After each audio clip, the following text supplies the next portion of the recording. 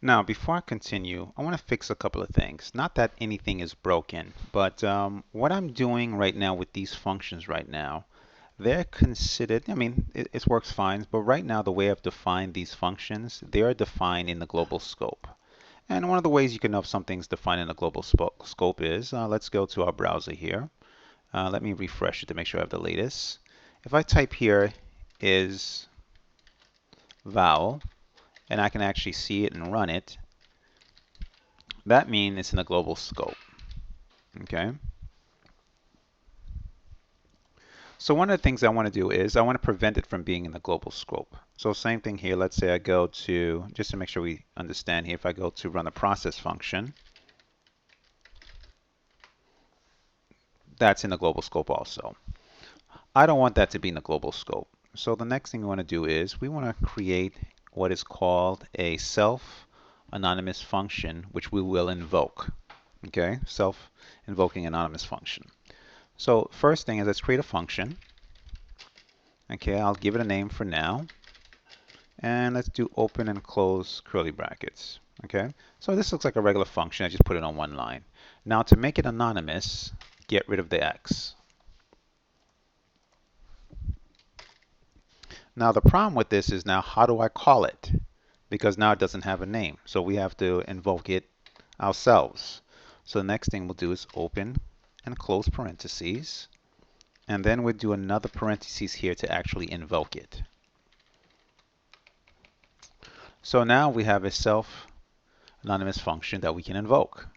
So the next thing is to put all the code that we created inside of there. So let's do all that code. Everything should be in there. Let's do Control X and do Control V. It's all in there now. Now let's just test to make sure we haven't broken anything. So if I hit reload, and now let's try to type in process like we did before, and notice that we can't even see it now. Hit enter. It's not defined because right now it is not in the global scope.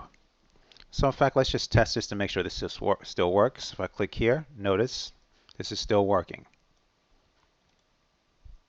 I'll clear the console. Let's click on constant. Still works.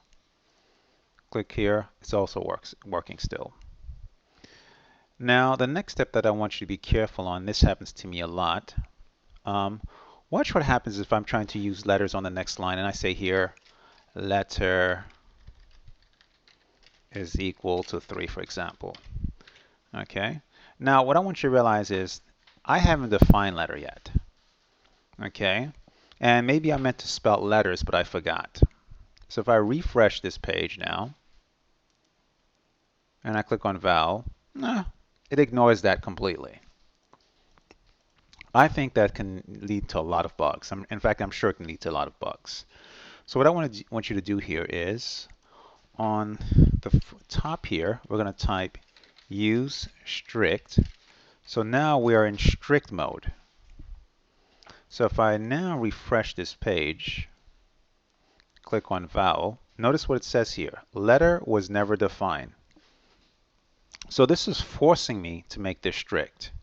Another thing that I want you to be aware of too, let's say I don't have this. I'll comment this out for a second. And let's run that code again. And let's click on vowel. Still great. But if I go to console now, I'll clear this up. And we type in letter. What we've done here is we made letter a global variable. And usually in a lot of languages, global variables are no-no. Unless you actually absolutely need it, you should avoid global variables. So let's put back that use restrict. Let's save this. Let's get rid of this. This is no longer valid to do that without using the keyword var. And let's save that. And this is considered a better standard of coding. Okay, so we're using use strict, and also we made these functions local to this block that it's in. So now it's not in the global scope anymore. And this is good practice. With that, good luck and good coding, and we'll continue the process of highlighting vowels and consonants. Thank you and good luck.